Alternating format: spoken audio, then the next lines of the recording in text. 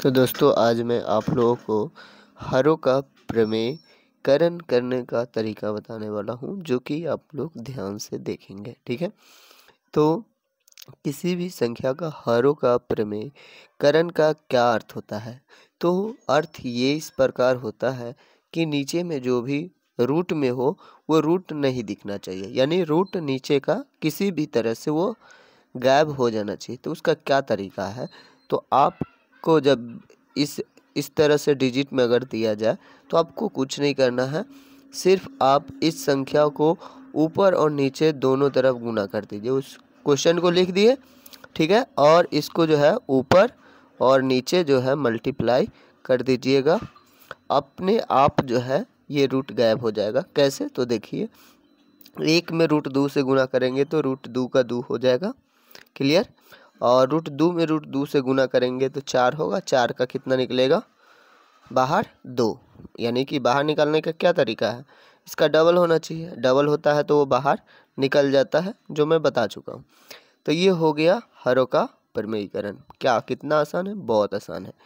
अगर इसी तरह से अगर हो यहाँ पर, और क्या करें, इसमें इस प्रकार से दे दिया जाए और इसमें 2-3 अंक हो, तो आप क्या करेंगे? अगर यहाँ पर प्लस होगा तो माइनस लगा करके, और माइनस होगा तो प्लस लगा करके ऊपर नीचे फिर से मल्टीप्लाई कीजिएगा। इसमें सेम टू सेम है, इसमें 2-3 अंक में नहीं है, यानी जोड़ घटाव बीच में नहीं था, तो सिर्फ हम गुना कर दिए हैं। और यहाँ पर जो करेंगे आप, वो करेंगे कि उस सवाल को लिखने के बाद इसमें प्लस रहेगा तो माइनस लगा करके, और माइनस रहेगा तो प्लस लगा करके ऊपर नीचे जो है मल्टीप्लाई कर देना है। कोई दिक्कत अगर है तो बताइएगा, ठीक है। अब अगर एक से इसमें पूरा में मल्टीप्लाई करेंगे तो कुछ विशेष कोई अंतर आने वाला नहीं है, क्योंकि एक से मल्टीप्लाई करने पर वही हो जाएगा। और यहाँ पर देखेंगे कि ए प्लस बी है, फार्मूला यहाँ पर सेट करना चाह रहे हैं। ये ए प्लस बी है और ए माइनस बी है, तो अब बीच में क्या है? मल्टीप्लाई है।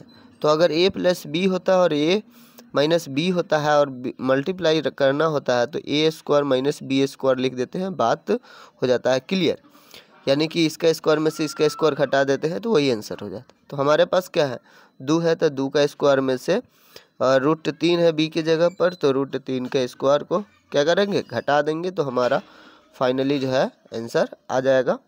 तो 2 माइनस रूट 3, ठीक है, और बटे में 2 का स्क्वायर 4 हो जाएगा, और रूट 3 का स्क्वायर कितना हो जाएगा?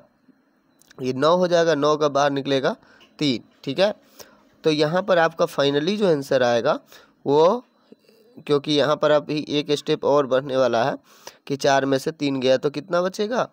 1 जो हम लिखेंगे नहीं, क्योंकि 1 को लिखा जाए या ना लिखा जाए बात बरोबर होता है। तो फाइनली आपका जो आंसर आएगा वो इस तरह से होता है। अगर समझते हैं तो आप शीघ्र ही इसको बना सकते हैं, यहीं पर दिमाग में कैलकुलेशन करके, ठीक है ना, ये वाला लिख सकते हैं, कोई दिक्कत नहीं होगा। अगर आप संक्षेप कर रहे हैं तो कोई दिक्कत नहीं होता है, ठीक है ना।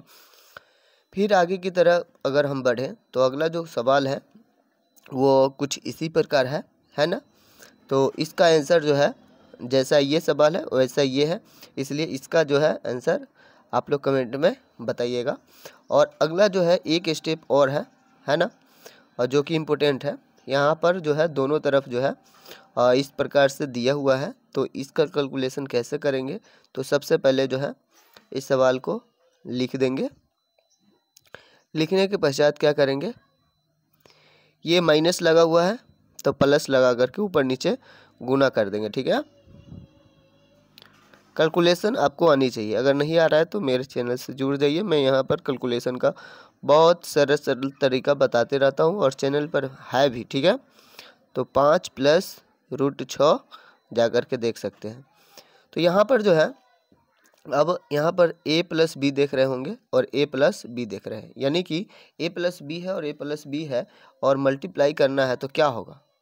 a प्लस बी के होल स्क्वायर हो जाएगा, यानी a प्लस बी के होल स्क्वायर को हम क्या लिख सकते हैं? A square plus 2ab plus B square.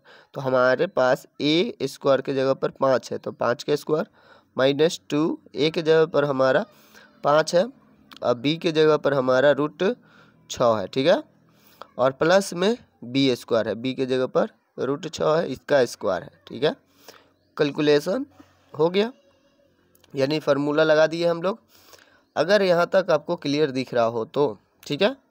अगर आगे आप देखेंगे तो एक बार जो है माइनस से एक बार प्लस से, जो मैं पहले बता चुका हूँ। तो यहाँ पर क्या करेंगे, ए स्क्वायर माइनस बी स्क्वायर कर देंगे, यानी कि 5 के स्क्वायर में से √6 का स्क्वायर जो है घटा देंगे।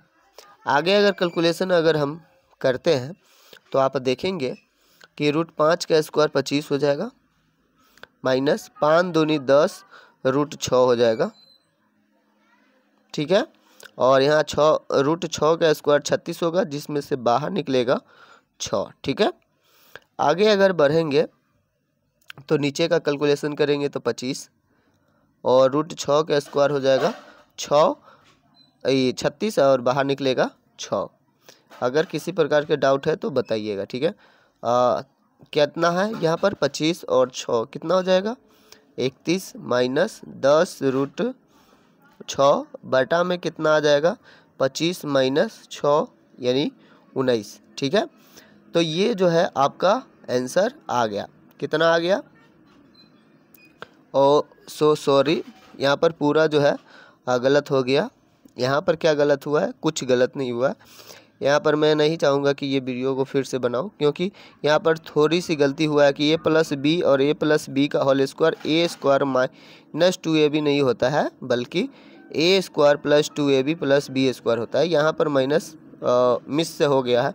तो आप भी कभी भी एग्ज़ाम में, चाहे किसी भी प्रकार के एग्ज़ाम दे रहे हैं या सवाल दे रहे हैं या बना रहे हैं कहीं पर, तो आप एक बार ज़रूर जो है एक नज़र देख लेना चाहिए सवाल को कि कहीं पर गलती तो नहीं हो रहा है। तो अगर देख लेते हैं तो एग्ज़ाम में जो है बहुत हेल्पफुल मिलेगा, क्योंकि वहाँ पर गलती होने के पश्चात, जैसे कि यहाँ पर जो गलती हुआ फिर इसको रिटर्न करना, जैसे कि यहाँ पर संभव है, बट आपके एग्ज़ाम में अगर आप गए, अगर गलती हो गया तो फिर रिटर्न आना असंभव हो जाता है। इसलिए आप लोग एक बार वहाँ पर बैठ करके इधर उधर ना करेंगे, बल्कि देखेंगे कि कहीं पर मेरा सवाल तो गलती नहीं हुआ है, ठीक है। तो यहाँ पर जो है 31 + 10 √6 बट्टा में जो है 19 आपका करेक्ट आंसर हो जाएगा, ठीक है। यहाँ पर a+b का होल स्क्वायर लगाना है। अगर माइनस होता तो a-b का होल स्क्वायर लगाते। और भी सवाल है, तो आप लोग जो ऊपर में जो सवाल दिए हैं उसको बना करके कमेंट में आंसर ज़रूर बताइएगा। अगर ये क्वेश्चन या किसी भी प्रकार के कैलकुलेशन में दिक्कत है तो आप लोग सवाल कमेंट में ज़रूर लिखिएगा। Thank you for watching.